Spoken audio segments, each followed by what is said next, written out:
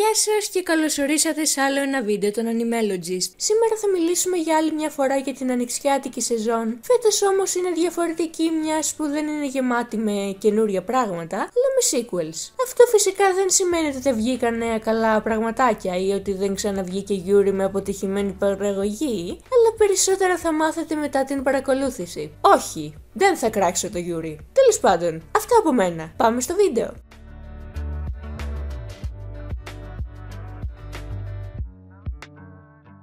Γενικά μου φαίνεται τρελό ότι το στούντιο που έκραζα πριν 2 χρόνια θα μπορούσε μετά την επιτυχία του Oshinoko να κάνει ένα τόσο όμορφο original. Αλλά να που έγινε κι αυτό. Συγκεκριμένα είναι ένα music slice of life που περιστρέφεται γύρω από ένα ανώνυμο group που λέγεται Jelly, το οποίο απαρτίζεται από μία artist, ένα πρώην idol, μία VTuber και μια συνθέτρια, οι οποίες μέσα από την συνεργασία τους προσπαθούν να πραγματοποιήσουν τα όνειρά τους. Θα είμαι ειλικρινής. Χρειαζόταν παραπάνω επεισόδια για να καλύψει όλα όσα ήθελε, αλλά ο τρόπος με τον οποίο βλέπουμε τις mains να προσπαθούν να εξελιχθούν είναι τόσο πραγματικός που σε πολλά σημεία μπορούσε ο καθένας μας να κάνει relate. Σε vibe θύμισε πάρα πολύ το A Place Farther Than a Universe αν είχε πιο γρήγορο pacing. Κάτι άλλο που μου άρεσε είναι ότι όλες οι χαρακτήρες είχαν λόγο που ήταν όπως ήταν στην αρχή. Π.χ. η βασική main σε σχέση με τις υπόλοιπες ήταν σαν self-insert σε gacha, το οποίο όμως ήταν σκόπιμο για το development της. Τα τραγούδια και τα visuals των video clips είναι όλα ωραία και αυτό δεν είναι κάτι δεδομένο όταν έχουμε γεμίσει με idol τραγούδια που το ένα είναι κοπιά του άλλου. Ένα παράπονο μου ήταν κάτι περίεργα πλάνα στα πρώτα επεισόδια. Είναι ντροπή σε μια σειρά με σοβαρό theme να κάνουν τέτοιες κινήσεις. Το animation απ' την άλλη προφανώς γιατί Dogga Combo ήταν ωραίο και για άλλη μια φορά anime τέτοιου είδους ακολούθησε την παράδοση και φάγαμε Yuri Baits που πιστεύω ήταν real, όμως εφόσον δεν το εξέλιξαν δεν έχει σημασία. Αχρίαστο. Μια sequel ταινία ή ένα μεγάλο OVA γι' αυτό δεν θα με χάλαγε. Ξέρω δύσκολο, αλλά μακάρι.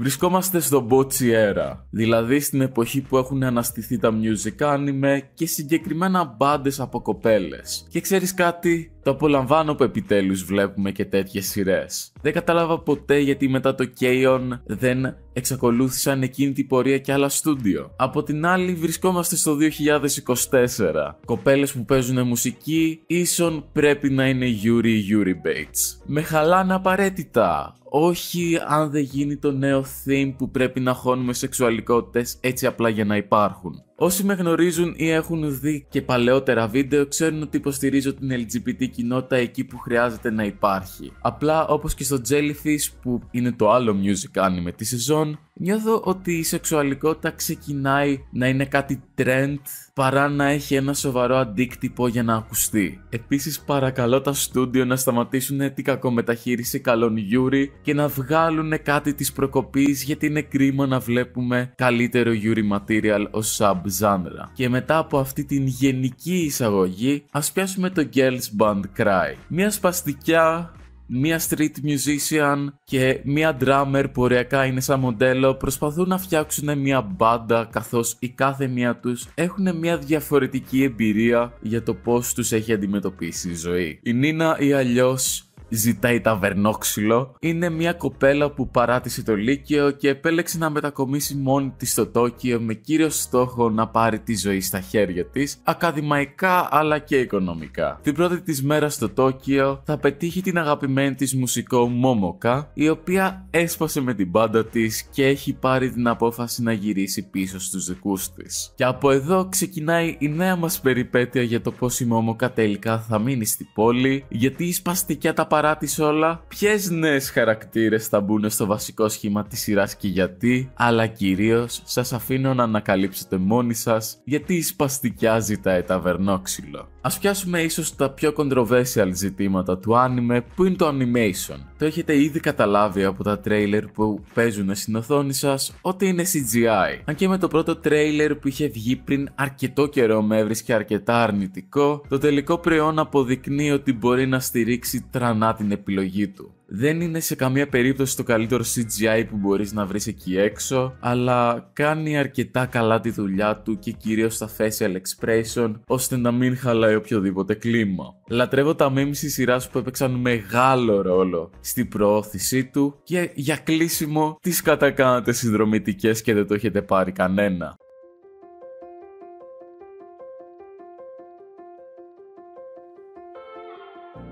Δεν περίμενα ότι θα έφτανε αυτή η στιγμή, αλλά επιτέλους ένα adaptation από light novel που έχω διαβάσει. Remake κιόλας, αφού την πρώτη φορά το έκαψαν λίγο, αλλά γι' αυτό θα μιλήσω αργότερα. Για όσους δεν γνωρίζουν από το παλιό άνιμε, η ιστορία ξεκινάει ως εξής. Ο Λόρενς, ένας έμπορος που ταξιδεύει από τόπο σε τόπο, ζούσε την καθημερινότητά του μοναχικά με μόνη του συντροφιά το άλογό του. Αυτό όμως μέσα σε ένα βράδυ θα αλλάξει, αφού θα βρει την Χόλο, μια θεά με ουρά και αυτιά λύκου, να κοιμάται στο κάρο του. Σιγά σιγά έτσι θα ξεκινήσει το ταξίδι τους, μέσα από το οποίο θα δείτε εννοείται πολλά πράγματα που σχετίζονται με την οικονομία λόγω του επαγγέλματος του Λόρενς και φυσικά την πορεία της σχέσης αυτών των δύο. Οπότε, όπως καταλαβαίνετε, δίνει μεγάλη βαρύτητα στους διαλόγους. Και ναι, είναι romance, απλά από τα αργά. Σχετικά με το παλιό adaptation που ανέφερα πριν, όχι ότι ήταν κακό, αλλά εν ολίγης το πετσόκοψαν, έκαναν αχρίαστες αλλαγές και πέταξαν ένα ολόκληρο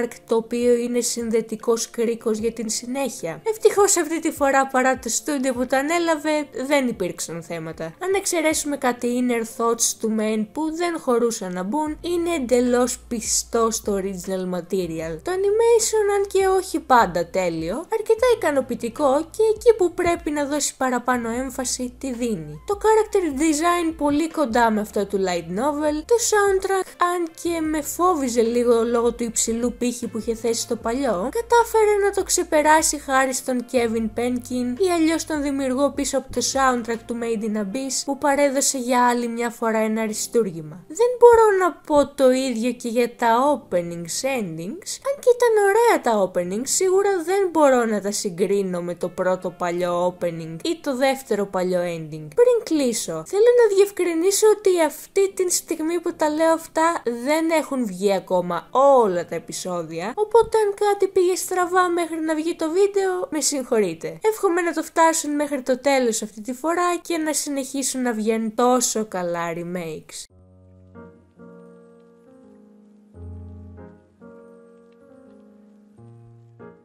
Η λίστα του σούπερ μάρκετ έχει τέρατα, το UA High School, ένα μπαρμπακάνικι, Mauve Levi, έναν βίλεν από το One Punch Man, τσούντερε γιατί πάντα χρειάζεται, ασπρομάλης μπάντας για fan girling, κούντερε με ψυχολογικά προβλήματα λόγω backstory, λίγο humor ζώμα 100, Young Blood και One Republic. Ποιος έγραψε τα τελευταία? Καλώς ορίσατε στο Spring 2013. Ένα νέο στούντιο της Production IG με όνομα WIT μόλις έβγαλε το πρώτο του άνιμε, το Attack on Titan. Έχουμε τον Eren, είναι μισός τιτάνας, μισός άνθρωπος. Μην τον βλέπετε έτσι μικρό, σε 3-4 σεζόν θα γίνει ο Hitler και παρεπιπτόντως οι μισοί χαρακτήρες που θα γνωρίσετε δεν έχουν καν σημασία που υπάρχουν. Α ναι, και οι One Republic μόλις έβγαλαν το νέο τους hit, το Counting Stars. Τι λέγαμε? Συγγνώμη, ήθελα να κράξω και να διώξω κόσμο που απελπισμένα ψάχνουν παρομοιώσεις στο Attack on Titan με το Kaiju 8. Ναι, συμβαίνει και αυτό. Και για να σε προλάβω εσένα που πας να γράψεις, ναι, το Kaiju 8 είναι 10 σειρές σε ένα mixer. Όπως άλλωστε και το Jujutsu Kaisen που αποθεώνται οι περισσότεροι. Το ζήτημα όμως για μένα είναι αν κάνει καλά τη δουλειά του. Για τον κόσμο που θέλει να δει το επόμενο μεγάλο shonen ή ένα πρωτότυπο concept, δεν είναι αυτό. Για να παρουσιάσω τη σειρά σωστά, σκεφτείτε έναν μεγάλο μπουφέ με τα αγαπημένα σας φαγητά και σνακ. Ενώ κάθε επεισόδιο είναι το ελάχιστο μια νόστιμη λιχουδιά. Και αφού σας πείνασα όπως και εμένα, ας μπω στο ψητό. Ο Κάφκα είναι ένας 32χρονος που είχε υποσχεθεί στη παιδική του φίλη ότι μια μέρα θα πολεμάνε μαζί τέρατα, αλλά γιατί ήταν νουμπάς κατέληξε όλα αυτά τα χρόνια να δουλεύει σε εταιρεία καθαρισμού τεράτων. Όμως μια μέρα γνώρισε τον Ασπρομάλη και μετά από μια επίθεση τέρατος καταλήξανε στο νοσοκομείο και εντελώς τυχαία ένα πετούμενο σαυροχταπόδι κάιτζου είπε μωρέ, ας ενσωματωθώ στον main και από εκεί που ήταν useless έγινε Kaiju Saitama. Κάπως έτσι οι δύο main έσωσαν ένα κοριτσάκι από ένα άλλο τέρα. Στο Defense Force ήταν σε φάση ας τους πάρουμε, καλοί φαίνονται. Παρ' όλα αυτά ο main δεν πρέπει να αποκαλύψει ότι είναι μισός Kaiju, ενώ ταυτόχρονα μια ανήλικη τσούντερε τον θέλει. Ναι, δεν σας είπα ότι η παιδική φίλη του Κάφκα είναι ένα από τα μεγαλύτερα ονόματα και στελέχη του Defense Force. Στο τεχνικό τομέα έχει ωραίο animation. Είναι από την Production IG. Όχι. Outfans me!